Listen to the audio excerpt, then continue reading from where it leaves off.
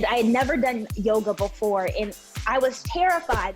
Gotta face those fears. We're catching up with Ray of Sunshine, Storm Reid. And we've got the stories that define the week on People in 10. I'm Andrea Belke, bringing you everything you need to know about pop culture right now. We've got 10 minutes, so let's dive right in with the first 5. We start with the latest on Tiger Woods after his serious car crash. Tiger is now awake, responsive, and recovering in the hospital. The golf pro was involved in a single-car accident on Tuesday in California and suffered multiple leg injuries. Tiger is at Harbor UCLA Medical Center, and the chief medical officer there says that he had a rod put into his leg to help stabilize the fractures that are affecting both the upper and lower portions of the tibia and fibula bones in his leg. He also had some injuries to his foot and his ankles, so they had to place a combination of screws and pins.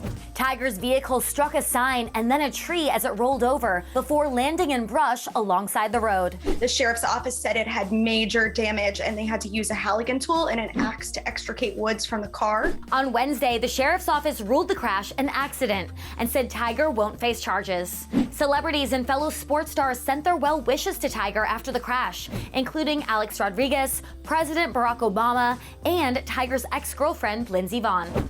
In a statement, Woody Allen and Sunyi Previn are slamming the allegations of child abuse and sexual molestation in HBO's new docuseries, Allen vs. Farrow. They said, and I quote, "These documentarians had no interest in the truth." Woody Allen and Sunyi say that the documentarians spent years collaborating with the Farrows and their enablers to put together a hatchet job riddled with falsehoods. The 4-part series premiered Sunday and features Allen's ex, actress Mia Farrow, and her daughter Dylan, opening up about their long-standing claims that Allen sexually abused Dylan. Mia calls bringing him into her life the great regret. She regrets not being perceptive enough. Farrow was also scared of how Allen would react to the documentary. She says, "A person who has no allegiance to truth will do anything. A person who will do anything is somebody to be scared of."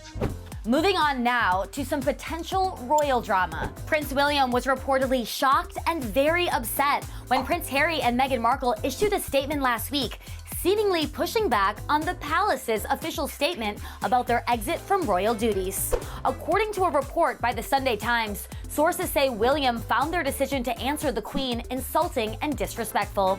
And we know the duo is set to be interviewed by Oprah, but when that airs on March 7th, Queen Elizabeth will be making a televised appearance of her own as part of the Commonwealth Day special. And sorry, Oprah, that won't be their first public appearance since announcing their second pregnancy. We created Archwell Audio to make sure that we can elevate voices that maybe aren't being heard. In a big surprise this week, they joined Spotify's Stream On event to talk about their new podcast. And speaking of royal babies, we have a name. Princess Eugenie's newborn will officially go by August Philip Hawk Brooksbank in a partial nod to Eugenie's grandfather, Prince Philip.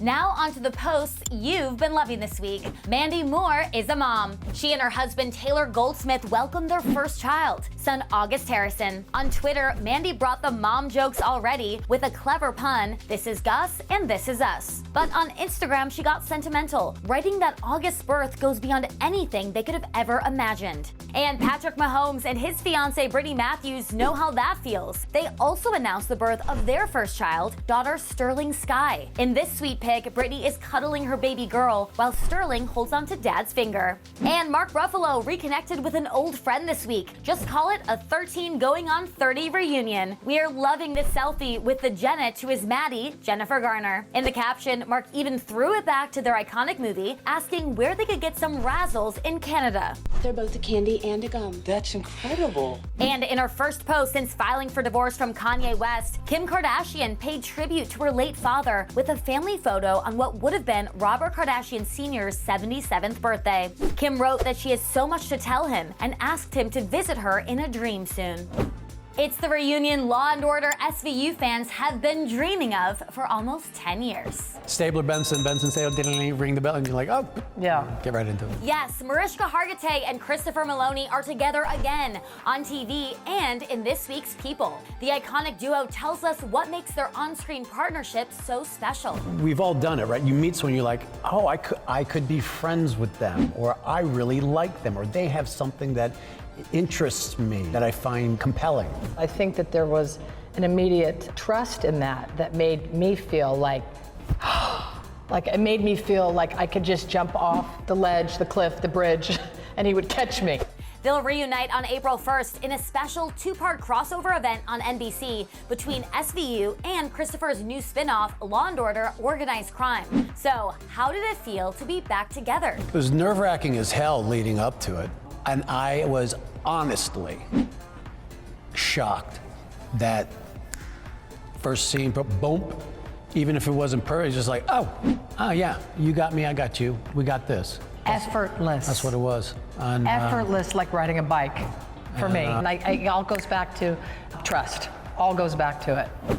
Can't wait for April to watch them in action. Now let's move on to some screen time. I'm here now with Storm Reid, who we've watched grow up in front of the camera in movies like A Wrinkle in Time and the hit HBO show Euphoria. She's now hosting and producing a new Facebook Watch series called Chop It Up, where she's cooking with friends and chatting about what's important to them and Gen Z. Storm, thank you so much for joining us today. Thank you for having me. For these final 5 minutes of the show, I'm gonna ask you 5 questions. Okay. For question number 1, you have to give me 1 answer. For question number 2, you have to give me 2 answers, and so on. Let's get started. First up, you've been in the entertainment industry for close to a decade and been on numerous production sets over the years. I want to know, what is one item you've secretly taken from a set? I took a pair of jeans from A Wrinkle in Time that I still have to this day. It was Meg's Hero jeans, and they fit so well, and I haven't put them on in a while, so I don't know if they still fit, but they're like Gap jeans, and they were great, so I still have those in my closet. How often do you wear them? I haven't worn them in a while. I used to wear them a lot, and then I was like, okay, I need to give these jeans a break. I want to save these as long as possible. In Chop It Up, you get to cook, you get to paint, you get to do all these cool things. So I want to know, what are your 2 favorite hobbies that you now have after filming the show?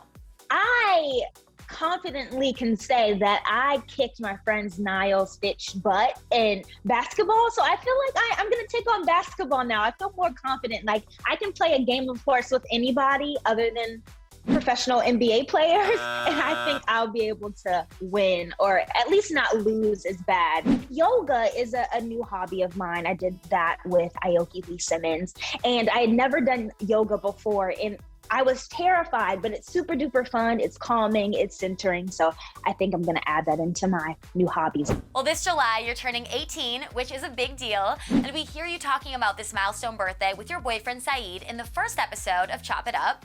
And you ask him what his goals are for this next year. So we're gonna flip it on you. What are 3 goals that you have for 2021? I try not to do goals that are unrealistic. I try to do goals that I'm able to achieve. I would say continue to do more producing and put out as many projects as I can. Hopefully, if the world goes back to a little bit more normalcy, to travel some more. And then I would say it's not really a goal, but something that is on my list of things that I have to do. And I'm turning 18, as you mentioned. I want to go skydiving. So hopefully I'll be able to fit that into my plans somehow, in some way.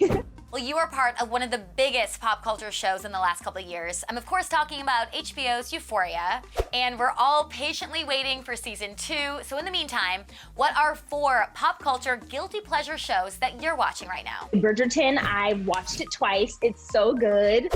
Hotel Cecil, and it's about a hotel in LA, and it's not for the faint of heart because it is frightening. I'm watching All American right now, which I love, and then Queen Sugar, of course. I have to watch the new season. I just watched season 5 that Ava just directed. She's incredible. Like, everything she does is so darn good. Storm, the last time I spoke with you, you revealed that you were in this epic group text with Oprah, Ava DuVernay, Reese Witherspoon, and Mindy Kaling, which totally blew my mind. Is that group chat with Oprah still going on? Yes, it still exists. I try to stay in contact with the ladies as much as possible. I mean, they're all running empires and super duper busy, but I try to reach out, and they reach out as well. So I'm glad to still have those ladies in my corner.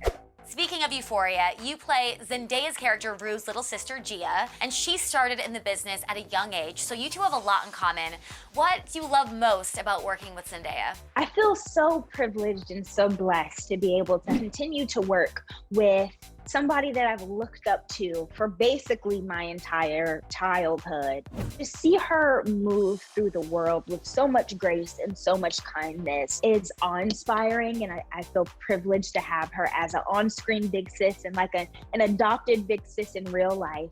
She's just like so super duper cool. Describe your new show, Chop It Up, in 5 words. It's fun, it's insightful, it's about friendship, of course about cooking. So good. It's sentimental in a way, to me.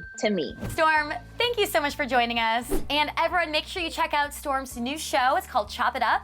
It airs every Friday on Facebook Watch. All right, time's up. See you next Thursday.